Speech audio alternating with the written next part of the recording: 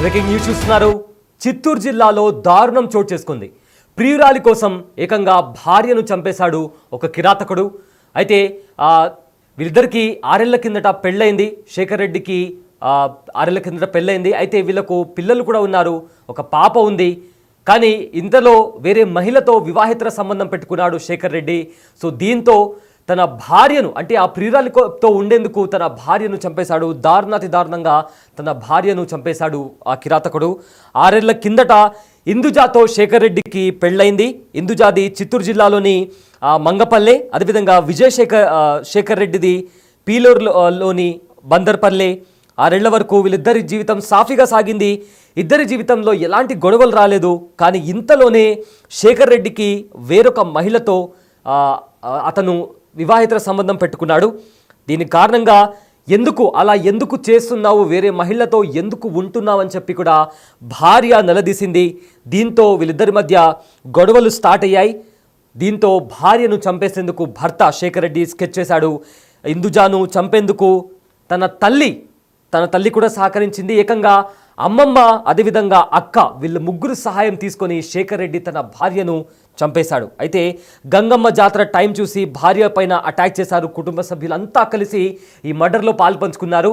అయితే ఎవరైతే ప్రధాన నిందితుడు శేఖర్ రెడ్డి ఉన్నాడో అతని తల్లి, తమ్ముడు, అమ్మమ్మ, అక్క వీళ్ళందరితో కలిసి తన భార్యను చంపేశారు.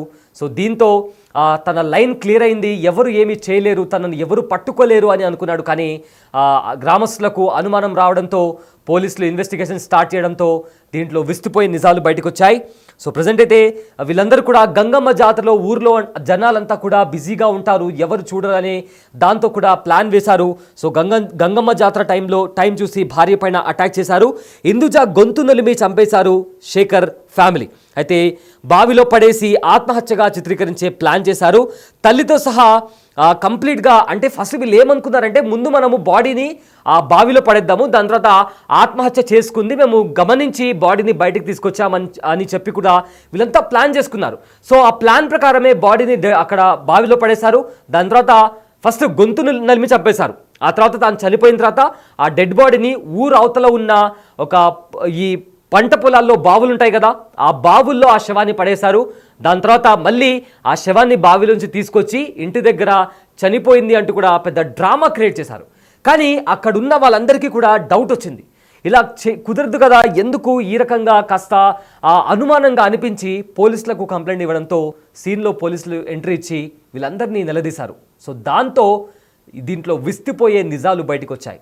ఎవరైతే శేఖర్ రెడ్డి భర్త ఉన్నాడో దారుణాతి దారుణంగా, కిరాతకంగా, ఏకంగా కుటుంబ సభ్యులంతా కలిసి ఆ అమ్మాయిని, ఆవిడను చంపేశారు. అయితే ఇందుజాను చంపేశారు. వీళ్ళకి 6 ఏళ్ల ముందే పెళ్ళైంది. సో 6 ఏళ్లుగా చాలా బాగా కలిసి ఉంటున్నారు. ఇద్దరి మధ్య ఎలాంటి గొడవలు రాలేదు. కానీ ఇంతలో ఈ ఎవరైతే శేఖర్ రెడ్డి ఉన్నాడో అతనికి వేరే మహిళతో ఇంకొక అఫైర్ పెట్టుకున్నాడు, వివాహితర సంబంధం పెట్టుకున్నాడు. ఇంట్లో భార్య ఉంది, చిన్న పాప కూడా ఉంది. ఇదంతా సరిపోగా మంచి కుటుంబం, మంచి లైఫ్, హ్యాపీ లైఫ్, ఇదంతా సరిపోలేదేమో అతనికి వేరే మహిళతో సంబంధం పెట్టుకున్నాడు. అయితే ఎందుకు ఇలా చేస్తున్నామని ఆవిడ అడగడమే ఆవిడ తప్పైపోయింది.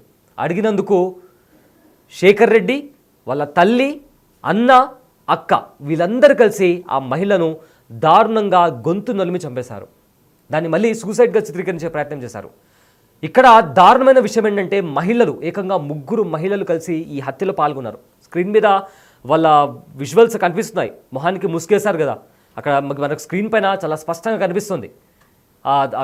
దారుణాతి దారుణమైన అంతా చంపేసి ఒక దారుణానికి పాల్పడ్డ క్రిమినల్స్ అంతా కూడా అక్కడ పోలీసుల వెనుకలు నిలబడిన ఉన్న వాళ్ళే.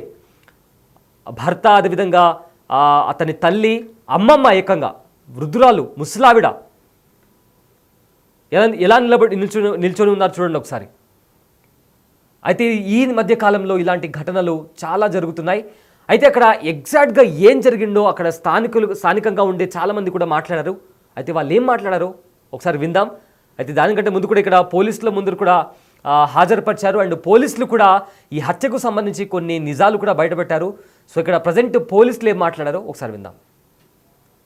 పోయిన నెల 29/6/25 తేదీన ఇలేరు మండలం బందర్వాళ్ళపల్లి గ్రామంలో విజయశేఖర్ రెడ్డి భార్య హిందూజా ఆమెను వరకట్న వేధింపుల ద్వారా ఆమె భర్త, అత్త, ఆడపడుచు ఇంకా కొంతమంది ఆమెను వేధించడం వల్ల చనిపోయిందని చెప్పి ఫిర్యాదుతో ఆ రోజు వరకట్న వేధింపుల కేసు రిజిస్టర్ చేయడం జరిగింది పిలేరు పోలీస్ స్టేషన్లో. దాంట్లో భాగంగా దర్యాప్తు చేసి వాళ్ళ యొక్క ఫిర్యాదు యొక్క తల్లి, ఈ యొక్క డిసీడ్ వాళ్ళ తల్లి ఎవరైతే హిమజా ఉందో హిందూజా, వాళ్ళ తల్లి జీవనజ్యోతి ఇచ్చిన ఫిర్యాదు మేరకు వాళ్ళ అనుమానాస్పద మృతిగా వాళ్ళు చెప్పడం వలన అనుమానాస్పద మృతిగా కేసు రిజిస్టర్ చేసి దాంట్లో దర్యాప్తు చేపట్టగా ఆ దర్యాప్తులో భాగంగా ఈరోజు ఆమె భర్త చనిపోయిన ఆమె హిందూజా భర్త విజయశేఖర్ రెడ్డి, తర్వాత వాళ్ళ అమ్మ శాంతమ్మ, అక్క సునంద, వాళ్ళ అమ్మనమ్మ ఈ నలుగురిని కూడా మనము అరెస్ట్ చేయడం జరిగింది. దాంట్లో వాళ్ళ కన్ఫెషన్ మేరకు ఆ యొక్క విజయశేఖర్ రెడ్డి అతను తన భార్యని వేధిస్తూ వరకట్నం కోసం, తర్వాత అతను ఒక మాధవి అనే ఆమెతో అక్రమ సంబంధం కలిగి ఉండి ఆ విషయంలో భాగంగా ఈమెను అడ్డు తొలగించుకోవాలనే ఉద్దేశంతో వాళ్ళ కుటుంబ సభ్యుల ప్రోద్బలంతో అతను ఆమెని థ్రాట్లింగ్ చేసి, అంటే గొంతు పిసికి చంపి దాన్ని బావిలో పడి ఆత్మహత్య చేసుకున్నట్లుగా చిత్రీకరించడానికి ప్రయత్నం చేసి దాంట్లో భాగంగా ఆమెను బావిలోకి తీసుకుపోయి ముంచి మళ్ళీ తీసుకొచ్చి అతని ఇంట్లో మంచం మీద అక్కడ ఇంట్లో పండబెట్టడం జరిగింది.